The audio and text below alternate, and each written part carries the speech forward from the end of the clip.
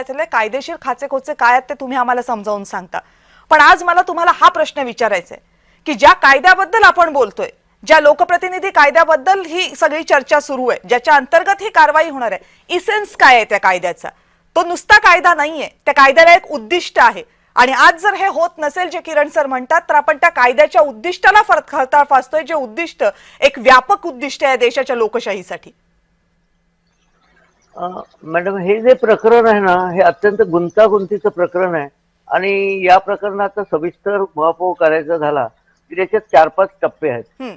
प्रथमतः मी आपल्याला याचा कलम 4 जो आहे, रिप्रेझेंटेशन ऑफ पीपल ऍक्ट, यामध्ये जी तरतुदी होत्या त्यामध्ये पूर्वी 3 महिन्याची शिक्षा झाल्यानंतर, एखाद्या सदस्याला शिक्षा झाल्यानंतर त्याला 3 महिने वेळ मिळत असे. पण 2013ला सुप्रीम कोर्टाने लिली थॉमस या प्रकरणामध्ये असं जजमेंट दिलं की इन्स्टंट डिस्क्वालिफिकेशन, ज्या दिवशी कॉम्पिटंट कोर्टाने कुठल्याही क्रिमिनल किंवा सिव्हिल कायद्याखाली जर 3 महिन्याच्या वर त्याला 2 वर्षाच्या वर जर शिक्षा दिली असेल, कोर्टाने शिक्षा दिली असेल, तर तो तातडीने त्याच डेटला डिस्क्वालिफाय होईल.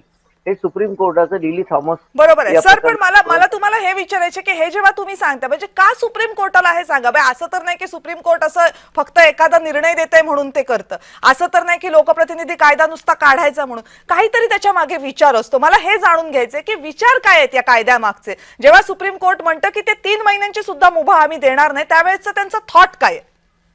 मी सांगतो. यामागचं रिझनिंग किंवा रॅशनल असं आहे, बरेचसे सदस्य, विधानसभेचे सदस्य, लोकसभेचे सदस्य, ह्या 3 महिन्याच्या मुदतीचा फायदा घेऊन ते अपील करायचे कोर्टामध्ये आणि एका कोर्टातून दुसऱ्या कोर्टामध्ये जायचे आणि महिने निकाल लागत नव्हते आणि त्यांना आपोआप त्याच्यापासून इम्युनिटी मिळायची. म्हणजे एक प्रकारे हा कायद्याचा गैरवापर होत होता. It is a misuse of the provision of the law. त्यामुळे संसदेने यामध्ये दुरुस्ती करणं अपेक्षित होतं, पण संसदेने काही दुरुस्ती केलेली नाही. त्यामुळे सुप्रीम कोर्टाने या लिली थॉमस या प्रकरणामध्ये असं जाहीर केलं, असं डिक्लेअर केलं रिझल्ट, की ज्या दिवशी त्यांना 2 वर्ष किंवा त्यापेक्षा अधिक शिक्षा होईल त्याच दिवशीपासून त्यांचं डिस्क्वालिफिकेशन लागू होईल.